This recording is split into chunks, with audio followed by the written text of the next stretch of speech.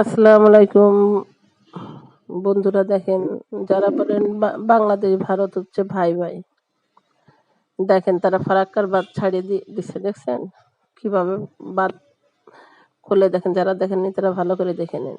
আর ইন্ডিয়ার সরকার বলছে যে ওরা নাকি খোলে নাই, এমনিতেই খুলে গেছে। আমাকে পলক চাচার মতন, যে নেট বন্ধ করি নেই, নেট এমনি বন্ধ হয়ে গেছে।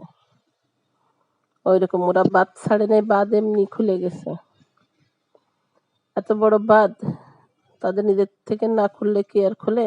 দেখেন কিভাবে খুলতেছে। যদি আমাদের পার্শ্ববর্তী দেশ যদি ভাই ভাইয়ের বন্ধুত্বের দেশই হবে, তাহলে কেন রাতের বেলা বাঁধ ছেড়ে দিয়ে আমাদের দেশের এত লাখ লাখ মানুষকে বিপদে ফেলবে? আল্লাহ জানে কত মানুষ মারা গেছে,